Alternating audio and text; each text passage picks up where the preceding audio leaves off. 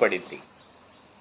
గుడిసె సూరు నుండి రాలుతున్న వానసినుకులు, వాసం విరిగిన ఆ నులకల మంచం చినిగిన ఆ బొంతల పరుపు, సిల్లులు పడ్డ నా గుడిసె పైకప్పు, సూర్యకిరణాలే బల్బు నుండి వచ్చే కాంతిలా ఇల్లంతా ప్రసరిస్తూ ఉంటే, పేదరికానికి పుట్టినిల్లా అన్నట్టు ఎంత వెచ్చగా ఉందో ఆ పూరి గుడిసె.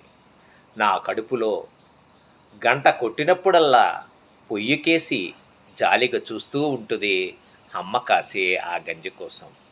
చెల్లి ఏడుస్తూ ఉంటే ఏడ పండబెట్టాలో తెలియక అమ్మ పాత చీరే నా చెల్లికి ఉయ్యాల తొట్టవుతుంది.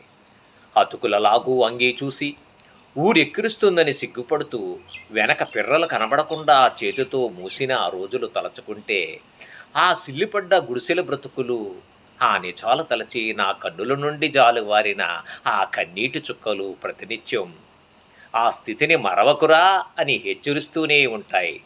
సిల్లులు పడ్డ ఆ గుడిసె బ్రతుకు గుర్తు చేస్తూనే ఉంటాయి.